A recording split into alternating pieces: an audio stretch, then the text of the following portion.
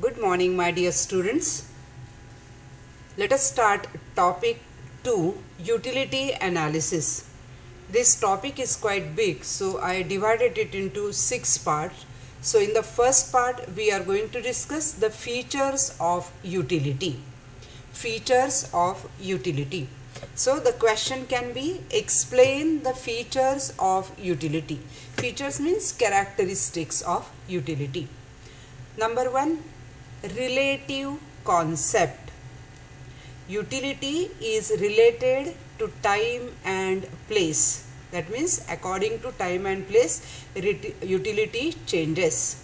It varies from time to time and place to place. That means it changes from time to time and place to place. For example, woolen cloth have greater utility in the winter season than in summer season.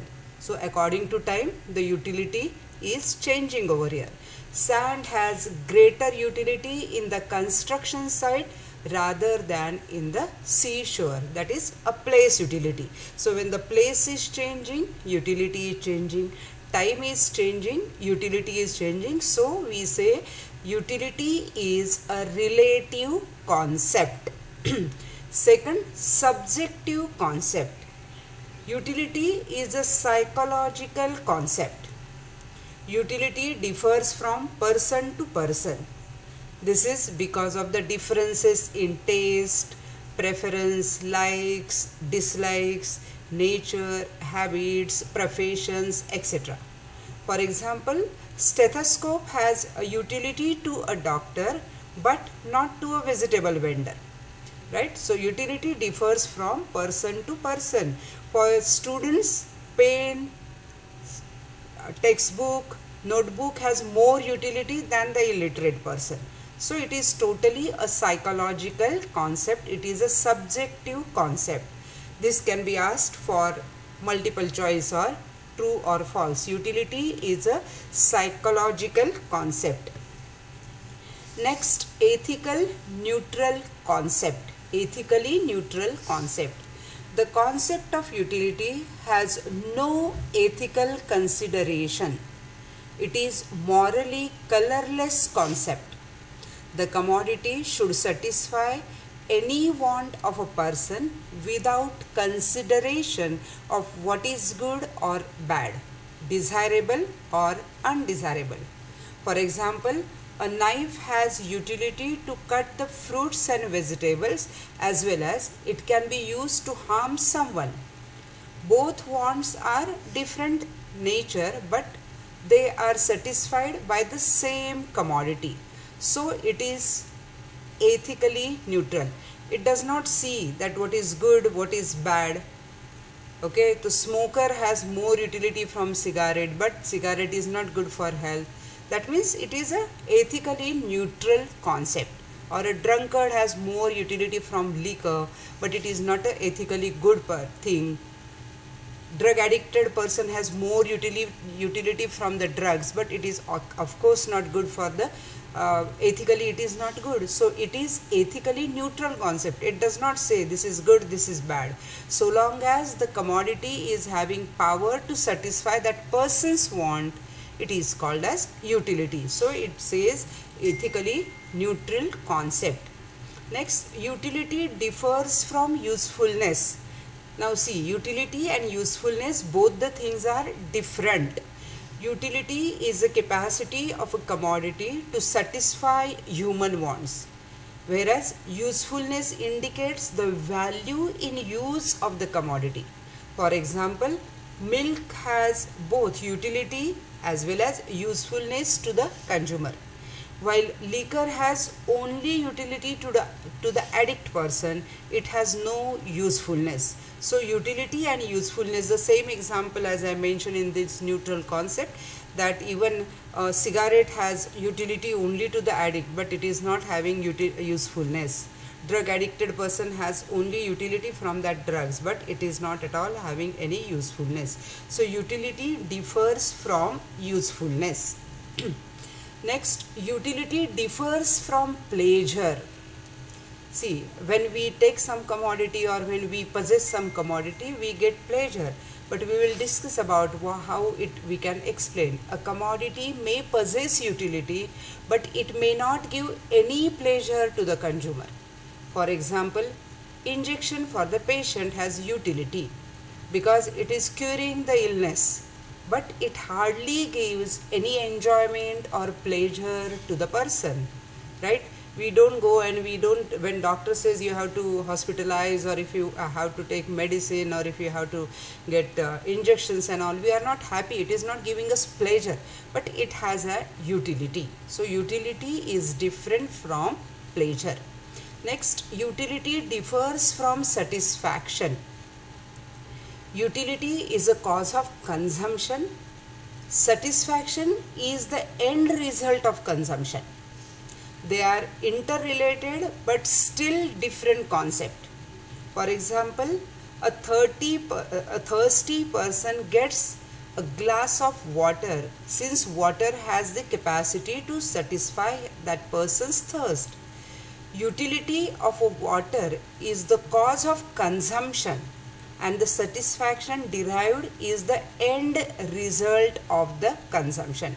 When we consume, we get the satisfaction. Though the commodity has the utility, but it is different from satisfaction. Okay, so utility is a cause of consumption. Because that commodity has utility, we consume.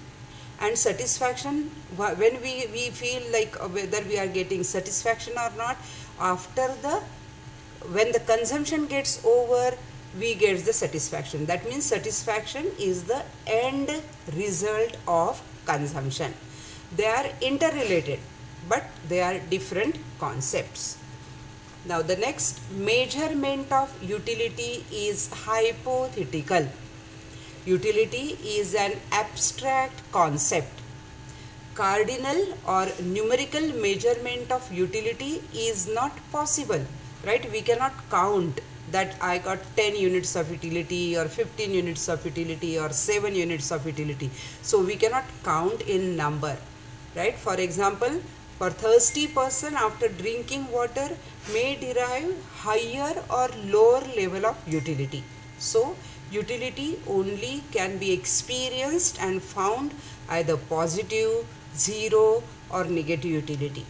Negative utility is also called as disutility, right? We are going to discuss in the law of diminishing marginal utility what is the negative utility or disutility. So we can't count. We can say that, oh, I got a great satisfaction after having the commodity, or I'm really very happy after having one glass of water, or I got a lot of satisfaction after having one glass of water. Like that we can say, but we cannot count that 10 units, 5 units, 7 units, or 6 units, right? So it is not a cardinally measured commodity. Next, utility is multi-purpose. A commodity can satisfy the want of more than one person. It can also be put to the several uses. For example, electricity can be used for several purposes and for many people at some point of time. Right? So utility is a multi-purpose. Commodity is one, but it can be used for various purposes. For example, electricity. Electricity can be used for the household purposes, in the construction purposes, in the garden, or in the factories, or on the roads. Everywhere it can be used, right? So it has got a multi-purposes. Then next is utility depends on the intensity of the want.